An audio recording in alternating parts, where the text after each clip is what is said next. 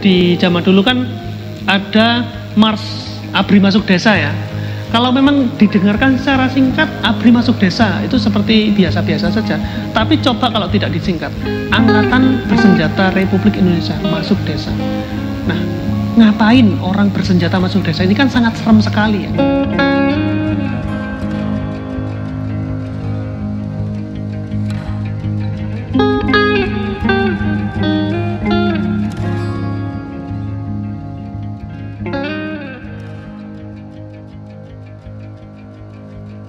Jadi saya tahun 2016 akhir, ya bisa dibilang 2016-2017, saya mengawali sebuah proyek pengarsipan yang berfokus pada arsip keluarga Indonesia, dan karena background saya banyak di fotografi, makanya kemudian foto keluarga Indonesia menjadi concern saya.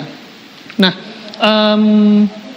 pada pengumpulannya sebenarnya ceritanya agak lucu. Motivasi awal saya untuk memulai proyek ini adalah yang pertama, kalau secara personal ya, jadi keluarga saya itu bukan keluarga yang kemudian mampu meng-afford fotografi pada waktu itu. Bagi kami, bagi keluarga saya, fotografi adalah hal yang lumayan mewah dan tidak bisa seenaknya kami jangkau ya. Sehingga kemudian rekaman fotografis di keluarga saya itu sangat minim sekali. Bahkan bisa dibilang kalau dibandingkan sama teman-teman yang lain hampir sedikit sekali. Sehingga kemudian itu yang membuat saya memiliki semacam ambisi terhadap fotografi. Ketika melihat kawan-kawan punya foto keluarganya dan sangat bisa dirunut jejak dari album-album keluarga.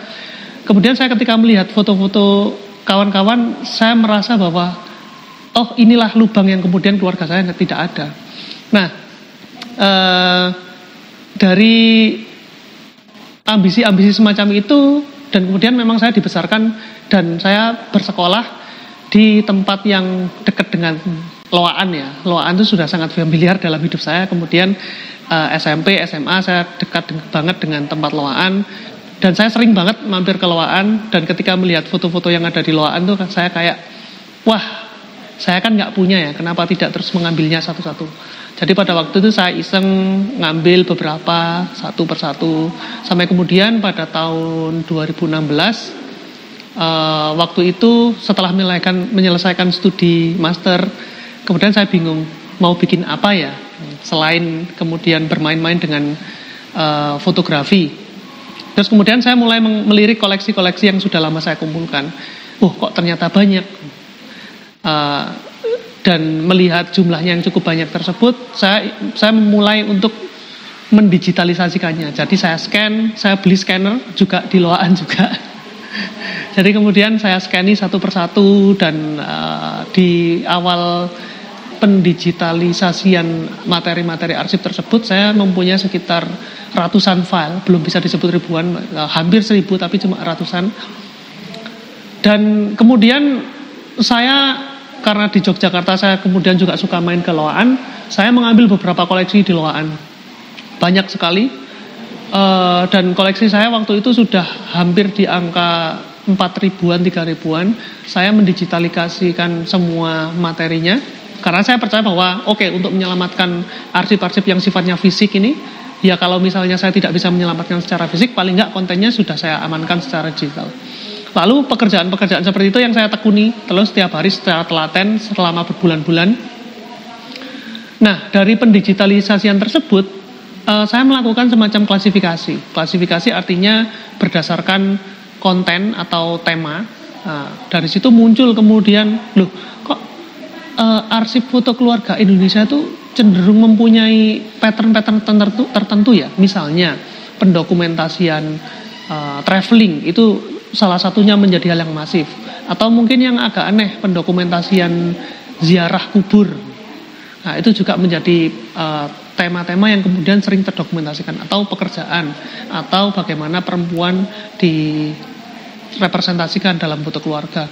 Nah, karena munculnya pola-pola semacam ini, kemudian seru juga ini kalau misalnya kita melakukan riset kecil-kecilan tentang tendensi, kecenderungan, atau juga perilaku masyarakat Indonesia terhadap fotografi. Nah, itu yang menjadi motivasi saya. Yang kedua, mungkin kenapa saya memang mengkonsentrasikan fokus arsip saya pada arsip keluarga di era Orde Baru. Pertanyaannya mungkin kenapa Orde Baru? Alasannya bisa sangat lucu sekali. Alasan yang lucu, yang paling lugu mungkin karena seperti ini.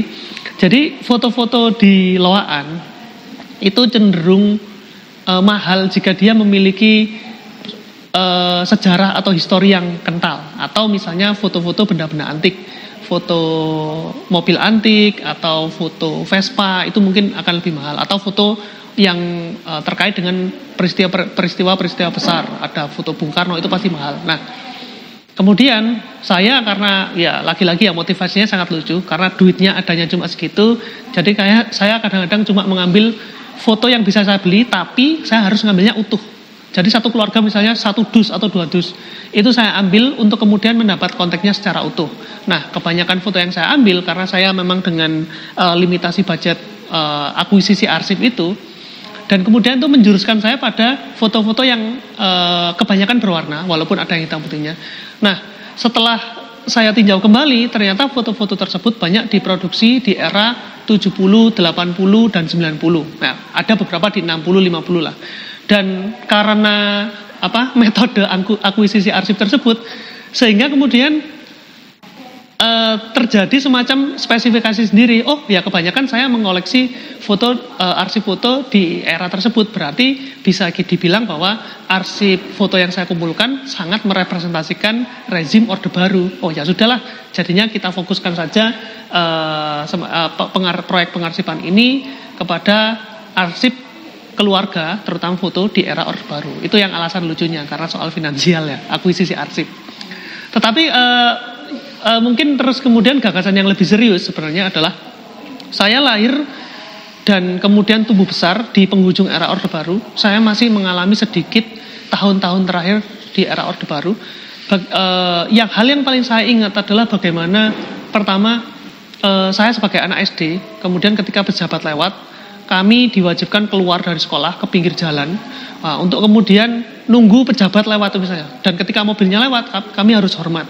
Itu peristiwa yang kemudian saya mempertanyakan, untuk apa sih fungsinya seperti ini. Nah, yang kedua, ada sebuah kejadian, kakak saya adalah seorang ilustrator atau pelukis yang handal. Sampai sekarang dia jadi ilustrator yang sangat handal. Nah, di masa kecilnya, setelah menonton film G30 SPKI, kakak saya itu menggambar simbol palu arit ya, karena memang dicerminkan ya, di situ ditunjukkan simbol palu arit itu apa. Nah, kemudian gambaran dengan pensil kakak saya ini yang di halaman paling belakang buku diketahui oleh ayah ibu saya, dan ayah ibu saya otomatis sangat murka, dan kemudian tidak cukup hanya menghapus, dihapus pakai menghapus kan bisa hilang itu gambaran pensil, tetapi kemudian ayah saya memarahi kakak saya, menyobek bukunya, bahkan aku lupa kayaknya hampir membakar itu tersebut, atau bahkan sudah dibakar ya bukunya dibakar. Dari sini saya penasaran ya, ada apa sih dengan sejarah-sejarah yang ditutupi di era Orde Baru, sehingga kemudian kalau saya merefleksikan, saya mengingat kembali insiden yang terjadi pada gambar palu arit dan ilustrasi kakak saya adalah kemudian bahwa trauma sejarah itu tidak hanya kemudian bisa dihapuskan oleh penghapus, tapi harus orang tua saya yang hidup di era Orde Baru yang dengan masa-masa yang mencekam, Petrus dan lain-lain, harus menularkan trauma historis kepada saya, generasi yang lahir di saat itu. Nah, pertanyaan-pertanyaan tersebut tentang kenapa seperti ini, kenapa seperti itu, yang kemudian menjadi motivasi saya untuk kemudian mengulik lebih lanjut tentang sejarah Orde Baru, terutama dari sisi foto keluarga ya. Kenapa foto keluarga? Kenapa bukan yang lain ya? Sekali lagi saya punya dendam yang cukup banyak terhadap sejarah, penulisan sejarah, dan juga penulisan sejarah era Orde Baru, atau mungkin sejarah fotografi itu sendiri.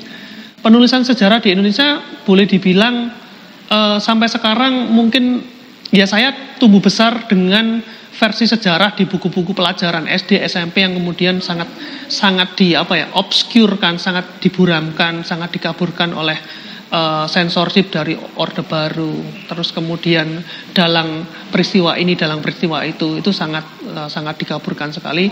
Nah, justru sejarah Indonesia yang bisa saya nikmati pertama adalah dari karya sastra, atau kalau tidak dari penulis-penulis luar negeri.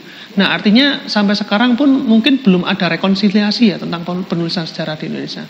Nah, saya memang tidak akan dalam proyek pengarsipan ini, saya memang tidak akan mencoba mendobrak secara besar-besaran penulisan sejarah Indonesia, tetapi saya justru ingin mengangkat narasi-narasi alternatif, dan saya menganggap bahwa foto keluarga adalah sebuah cara untuk melihat semuanya itu, untuk melihat narasi-narasi alternatif yang ada. Walaupun saya juga melibatkan sumber-sumber lain seperti wawancara atau tidak hanya foto tapi juga dokumen-dokumen keluarga. Nah, saya menganggap bahwa foto keluarga itu terus kemudian menjadi foto keluarga adalah sebuah rekaman yang lebih inosen ya. Saya bilang lebih inosen karena ya pasti ada motivasi politisnya. Saya melihat bahwa kemudian semangat rezim itu menggema dalam ranah-ranah domestik, misalnya dalam rekaman foto keluarga.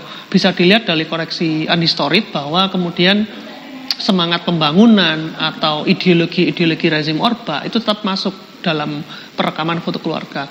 Tetapi yang kemudian menarik untuk dilihat adalah bagaimana negosiasi antara kontrol dan semangat rezim ini di ranah-ranah yang kemudian intim. Jadi menurut saya ada kemungkinan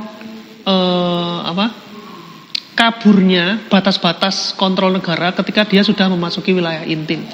Karena kemudian kenapa saya bilang foto keluarga inosen, karena dia tidak dicitrakan atau tidak diciptakan untuk menjadi sebuah citra atau menjadi publikasi yang bertanggung jawab secara publik ya. Misalnya foto jurnalistik yang memang harus ada ideologi penerbitnya, ideologi korannya kayak gimana, dan juga pasti ada sensorship dari negara. Sedangkan foto keluarga tidak, dia merekam secara inosen, secara loose, secara lebih lepas, dan itu menjadi kemudian rekaman yang setidaknya lebih jujur. Jadi tidak mencitrakan bagaimana keluarga, meskipun pencitraan tetap ada. Nah, dari narasi-narasi yang kemudian terekam dari arsip-arsip keluarga tersebut, banyak sekali narasi alternatif yang kemudian bisa diulik. Misalnya bagaimana keluarga militer, walaupun tidak semuanya, tapi dari arsip yang saya punya, dari keluarga militer misalnya ada beberapa keluarga militer, tapi yang saya ingat ada sekitar 1.500 foto keluarga itu yang ditaruh di album 1.500 foto. Tetapi kemudian yang merekam tentang orang-orang atau anggota keluarga itu mungkin hanya 40 atau 30%. Dan sisanya adalah foto-foto pekerjaan ketika si anggota militer ini bekerja, mengamankan ini, mengamankan itu. Artinya adalah kemudian dalam kelas-kelas tertentu atau dalam kelompok sosial tertentu, misalnya militer ya, ini seolah-olah kehadiran institusi militer atau negara itu jauh lebih dominan ya, bisa kita lihat secara kuantitatif dari jumlah foto tersebut ya. Atau kemudian dari foto-foto keluarga militer lagi, saya bisa melihat bagaimana kemudian militer, karena rezim Orba memang rezim yang sangat mesra dengan militer ya. Saya bisa melihat bagaimana kemudian institusi militer bisa ditempatkan di ranah-ranah yang strategis dalam pemerintahan. Misalnya pembukaan jalan di Sumatera butuh pengamanan militer. Transmigrasi itu yang mengambil alih juga militer. Atau bahkan hal-hal simpel, pelatihan membajak sawah, pelatihan menjahit, pelatihan mengemudi, itu semua dikelola oleh militer. Artinya apa? Bahwa kemudian ya tetap ya, semangat rezim itu menggema dalam rekaman foto keluarga ya, terutama keluarga militer, karena memang sangat dekat sekali. Nah, ini mungkin narasi-narasi kemudian yang meskipun beberapa sudah menuliskan tentang ini, bukti visualnya itu bisa kita lihat dari arsip foto keluarga tersebut.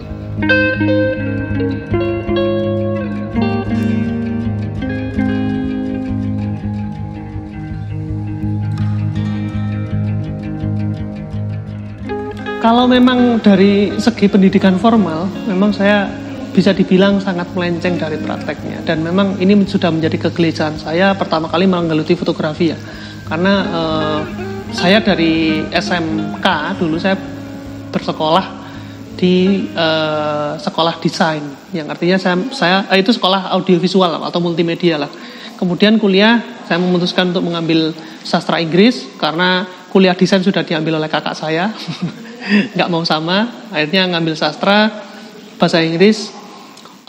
Saya sempat mengalami dilema selama bertahun-tahun. Terus kemudian saya merasa bahwa saya bergerak dua arah. Pertama, secara formal disiplin formal saya adalah sastra, kajian sastra. Dan secara secara passion, saya tidak bisa melepaskan passion saya dari fotografi ya. Pertemuan antara keduanya mungkin berjalan sangat lama, bertahun-tahun saya mendamaikan dua arah yang berlainan ini. Misalnya, kemudian saya mempelajari sastra Inggris ya, bukan sastra Indonesia. Kemudian untuk assignment ketika saya menulis untuk artikel untuk majalah, untuk rubrik traveling misalnya, saya selalu menggunakan pengetahuan itu, pengetahuan penulisan dan lain-lain, atau riset paling tidak untuk membaca gejala-gejala dunia yang lebih luas. Karena memang sumber bacaan memang lebih banyak ditulis dalam bahasa Inggris, itu saya akui sangat membantu sekali. Tetapi kemudian saya mungkin sekarang merasa lebih berdamai dengan dua jalan yang saya lalui tersebut. Saya mungkin mengalami kedamaian ketika mengerjakan arsip. Bukan berarti keduanya memang bisa saya pertemukan, tetapi berdamai akhirnya adalah menyadari bahwa memang keduanya tidak bisa disatukan. Tetapi mereka bisa berjalan beriringan. Nah, misalnya praktek saya dalam mengumpulkan dan mengolah arsip, itu tidak lepas dari pengalaman saya melakukan riset ya. Melakukan riset artinya metode sampling, cakupan. Cakupan tidak hanya soal jumlah, tetapi juga soal waktu. Kemudian pemikiran-pemikiran dan disiplin riset itu yang kemudian memberikan saya saya bisa menegaskan atau menspesifikkan kajian saya dalam kita mengerjakan orde baru saja, atau mungkin secara teoritis misalnya kemudian dalam arsip yang saya temukan banyak ditemukan arsip tentang traveling. Nah kebetulan dalam kajian sastra saya, tesis master saya itu saya membahas tentang sastra perjalanan, dan di dalamnya saya melihat bagaimana motif-motif traveling yang tentu saja sangat mesra dengan fotografi ya, sangat erat sekali. Mereka tidak bisa terpisahkan tuh, traveling dan fotografi. Nah, kemudian kajian tesis saya mengembangkan menjadi kajian budaya. Saya tidak hanya membahas tentang sastra, tetapi saya membahas tentang bagaimana media bekerja, foto-foto Instagram yang kekinian, atau bagaimana pencitraan wariwisata dilakukan, motif-motif di baliknya, baik secara strategi marketing dan lain-lain.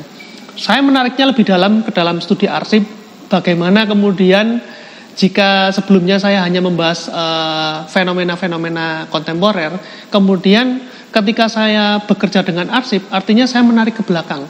Dari mana munculnya attitude masyarakat yang seperti ini terhadap traveling?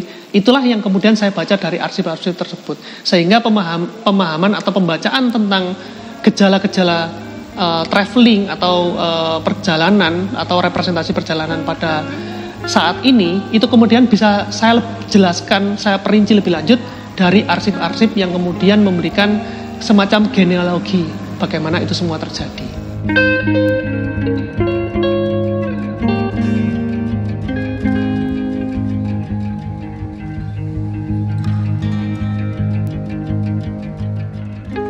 Kalau awal terbentuknya Undistored, mungkin tadi sudah saya ceritakan ya, motivasinya secara personal, juga motivasi yang enggak personal. Tapi kemudian bagaimana kami bekerja, karena kemudian di awal-awal tahun pertama, karena saya memulainya mungkin 2017 ya, kita bilang 2017 saja mulai berjalan, saya memutuskan untuk kemudian membuat Instagram yang namanya Undistored. Dan isinya adalah catatan-catatan pendek saya tentang langkah-langkah riset atau hasil-hasil temuan kecil-kecilan yang kemudian saya publikasikan dalam bentuk feed ya di post Instagramnya. Kemudian 2 tahun saya sempat berhenti beraktivitas secara fisik dengan arsip, artinya adalah karena saya harus kerja ke luar negeri, jadi yang penting saya megang file digitalnya sehingga saya bisa mengerjakannya secara mobile.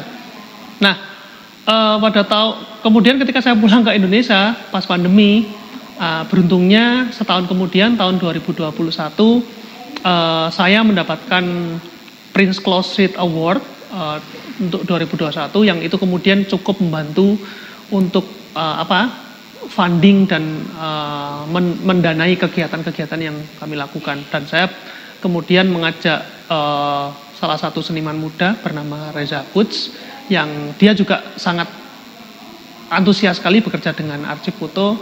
Akhirnya kemudian saya memiliki tenaga tambahan dan sekarang sampai ada anak magang di rumah saya. Jadi dia juga melakukan kerja-kerja pengarsipan. Nah, di awal-awal saya membentuk Unhistory, banyak teman-teman yang kemudian tertarik untuk berkontribusi dan kemudian mendonasikan fotonya. Donasinya bisa beragam ya. Nah, karena donasi ini kemudian saya membagi dua macam sumber saya. Yang pertama found image atau yang saya sebut sebagai orphan image atau gambar yatim piatu yang dari pasar loak. Dan kemudian ketika saya mengambil dari pasar loak mengakuisisi, artinya saya sedang mengadopsi gambar-gambar tersebut untuk kemudian dilakukan pemaknaan ulang, pengolahan dan lain-lain. Yang kedua sumbernya adalah donated image dengan sumber yang diketahui yaitu dari teman-teman. Nah, untuk kasus ini, untuk yang gambar donasi dari kawan-kawan karena sumbernya masih diketahui, tentu saja saya tidak bisa semena-mena dengan gambar. Jadi segalanya harus saya konsultasikan. Tetapi foto-foto dan arsip tersebut bisa digunakan untuk riset. Nah, itu guidelines-nya yang ini untuk riset. Tapi yang found image saya bisa melakukan eksplorasi artistik, pameran atau apapun. Nah, dari situ mungkin sekarang karena memang setelah saya pulang ke Indonesia saya memiliki lebih banyak waktu untuk bermain-main dengan arsip dan juga media presentasinya. Nggak hanya riset ya. Kalau di tahun-tahun sebelumnya mungkin hanya riset. Tetapi kemudian ketika sudah di Indonesia, saya bisa bermain-main dengan metode printing, presentasi, proyeksi, dan lain-lain. Nah, kemudian pameran itu akhirnya terjadi. Jadi pameran yang maksudnya utuh yang pertama mungkin adalah Agustus 2022 kemarin di Jakarta International Photo Festival, judulnya Family to Nation. Jadi di pameran itu saya mengkondisikan sebuah ruangan menjadi ruang tamu dan ruang kerja. Kenapa ruang tamu? Karena ruang tamu adalah ruang yang paling memungkinkan untuk mengakses foto-foto keluarga tersebut.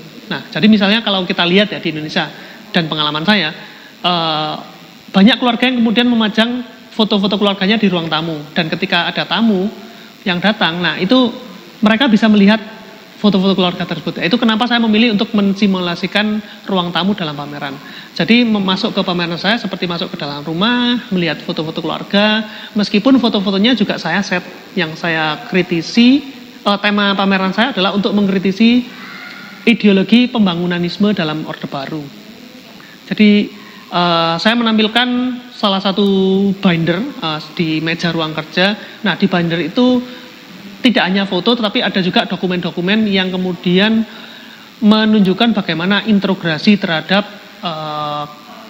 personel-personel atau beberapa warga yang kemudian dicurigai sebagai C1, C2 atau orang yang kemudian terlibat dalam partai komunisme. Nah, saya mendapatkan dokumen-dokumen tersebut, kemudian saya display atau juga mempertanyakan.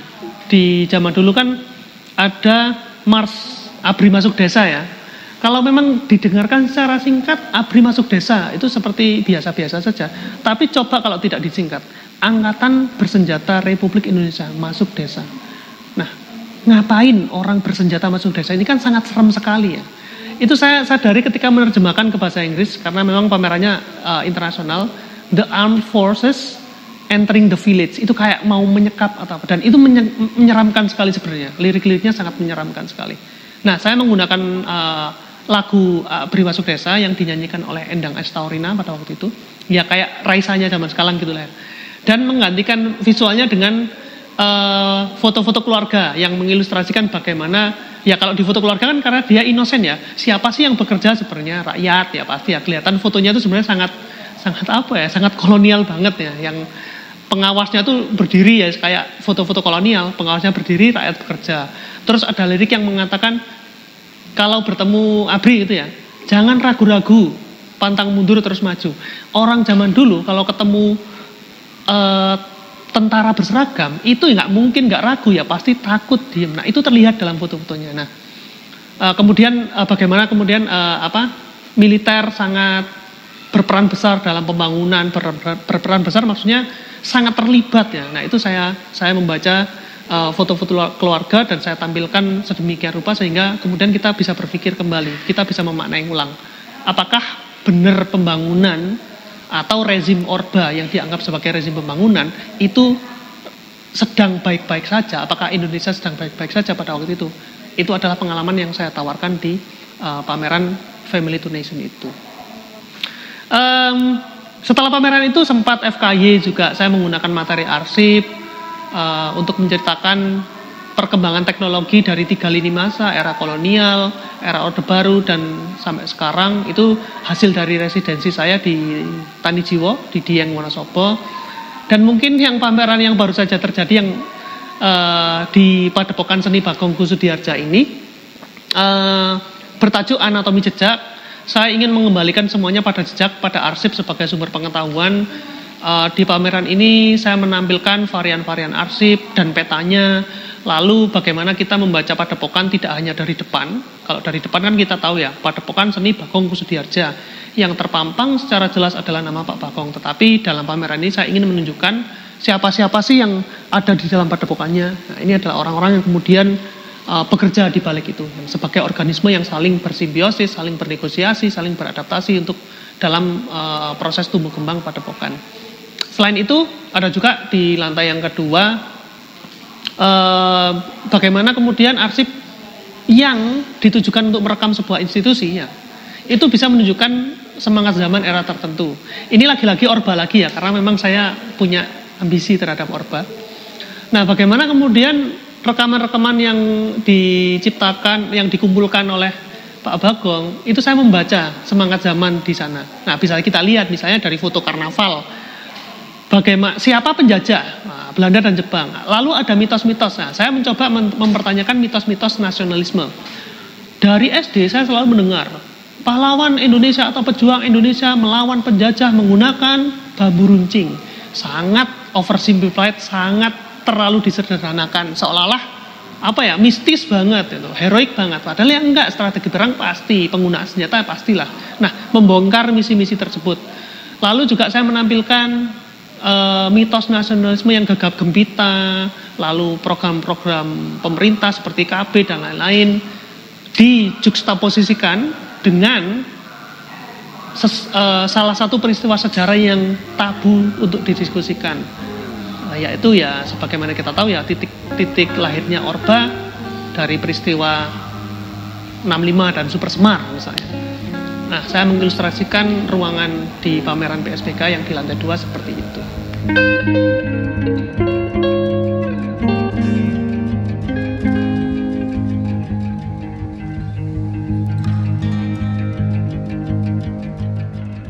Untuk kedepannya, ya karena ini pameran ini berakhir sampai 3 Desember dan kemudian tutup tahun ya. Tahun depan agenda kami adalah untuk kemudian berproses lagi dengan hasil residensi kami di Tanijiwo. Kami akan membahas tentang isu-isu lingkungan. Ini kadang-kadang agak menjadi pertanyaan, tetapi bagi saya ini penting karena kemudian praktek yang kami lakukan dalam proyek ini memodifikasi definisi kami tentang arsip, bahwa kemudian arsip nggak hanya segalanya tentang masa lalu, tetapi arsip juga bisa tentang masa kini. Nah, kami bekerja dengan itu, dengan arsip-arsip artefak kebudayaan, yaitu sampah itu artefak juga ya. Dalam proyek yang kami kerjakan untuk residensi Tanijiwo, kami mengeksplorasi tentang bagaimana kami memaknai arsip dari masa kini, yaitu bagaimana orang-orang berperilaku dengan lingkungan, terutama dengan sampahnya, dan kami akan mengolahnya dalam bentuk proyeksi menggunakan alat slide positif lama. Nah, itu yang akan kami lakukan. Dan selanjutnya mungkin untuk riset akan selalu dilakukan ya. Nah, concern saya untuk tahun depan semoga bisa terlaksana adalah untuk memetakan semacam membuat timeline dan pemetaan dari penggunaan medium fotografi yang dilakukan secara vernakuler oleh keluarga Indonesia. Nah, diharapkan nanti riset pemetaan serta timeline yang saya ciptakan bisa memudahkan kawan-kawan jika mempunyai arsip-arsip lama, fotonya apa, hitam putih atau warna, dan teknik cetaknya kayak gimana, itu kalian bisa menentukan waktunya kapan dan kenapa pakai medium ini, dan pertanyaan-pertanyaan lain seputar arsip foto keluarga. Ya, bisa dibilang semacam membuat guidelines kodikologi untuk pembacaan naskah kuno. Nah, itu tapi saya lakukan dalam bentuk fotografi seperti itu.